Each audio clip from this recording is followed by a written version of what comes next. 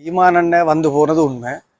அவர் எங்களுக்கு திரைப்படங்களை தயாரிக்கிறதுக்கான உதவிகள் தயாரிப்பு வேலைகள்ல நின்றது உண்மை.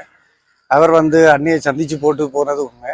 ஆகவே இங்கே இருக்க போராளிகளுக்கும் குறிப்பாக பொதுமக்களுக்கு தெரியாவிட்டாலும் போராளிகளுக்கு அதுல எங்களுக்கு எந்த விதமான சந்தேகமும் இல்லை.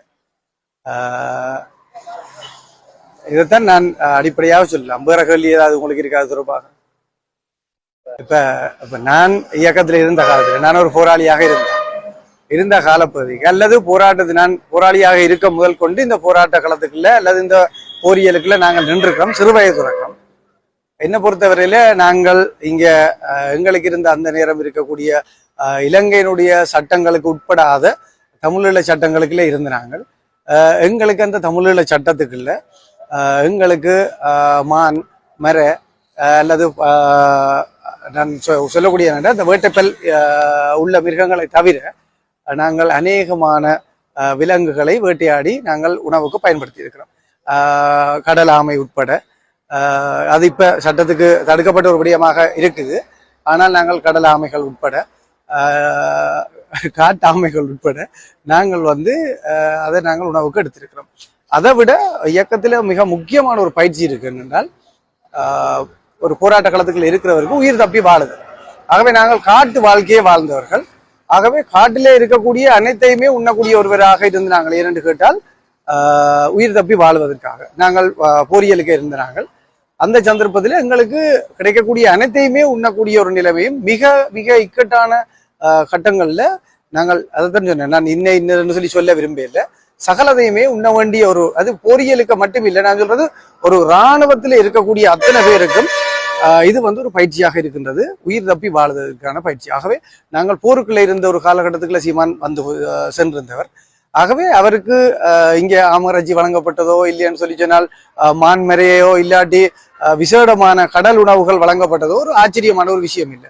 இது தென்னிலங்கையில இருக்கக்கூடியவர்களா இருக்கட்டும் அல்லது இந்தியாவில இருக்கக்கூடியவர்களுக்கு ஆமை இறைச்சி, முயல் இறைச்சி, மான் இறைச்சி, பண்டி இறைச்சி என்றதெல்லாம் புதுமையான ஒரு விஷயமா இருக்கும் ஒழிய எங்களுக்கு அது புதுமையான விஷயமா இருக்கல என்றால் நாங்கள் காட்டு வாழ்க்கையை வாழ்ந்தவர்கள். ஆகவே காட்டில் கிடைக்கக்கூடிய அத்தனையுமே நாங்கள் உணவாக உட்கொண்டவர்கள்.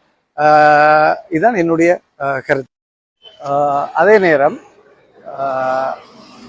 நான் சீமானண்ணையோட நேரடியாக அவரை ஏற்றி இறக்கையிலேயே ஒழிய என்னோட இருந்தவர்கள் என்னோட பணியாற்றினவர்கள் தான் அவரை இங்க அன்னையினுடைய சந்திப்புகளுக்கு ஏற்றி கொண்டு போனதாக இருக்கட்டும், திரைப்படம் சார்ந்த விடயங்களுக்கு கொண்டு போனதாக இருக்கட்டும், அல்லது நீங்கள் சொன்ன இந்த ஆமக்கறி, முயல்கறி, பூனைக்கறி சம்பந்தமான விஷயங்களாக இருக்கட்டும், எல்லாத்துக்கும் கொண்டு சென்றவர்கள் எல்லாம் என்னுடைய தோழர்கள். பலர் இன்றைக்கு உயிரோட இல்லை, ஒரு சிலர் இன்னும் உயிரோட இருக்கணும்.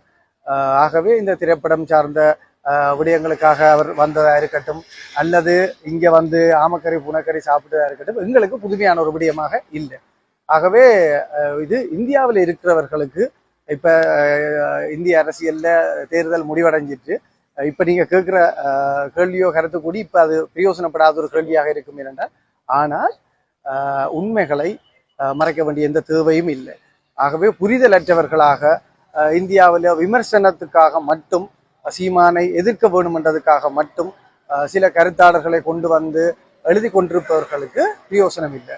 ஏனென்று கேட்டால் இந்த களத்துக்குள்ள ஒரு யுத்த களத்துக்குள்ள அன்னையை சந்திச்சது மட்டுமில்லை, எங்களுக்கான திரைப்பட உருவாக்கங்கள்ல உதவி செய்வது மட்டுமில்லை, இன்றைக்கு போய் எங்களுடைய ஒரு தொடர்ச்சியாக இங்கே இறங்கின புலிக்கொடியை தமிழகத்திலே தூக்கி நிலைநிறுத்தி இருக்கிறதை விட்டு சீமான் அண்ணனுக்கு நான் தனிப்பட்ட ரீதியில அல்லது என்னுடைய சமூகம் சார்ந்து போராளிகள் சார்ந்து நாங்கள் எங்களுடைய நன்றிகளை சொல்ல வேண்டிய கடப்பாடு இருக்கின்றது. அதை இந்த சந்தர்ப்பத்திலே சொல்லிக் கொள்றோம்.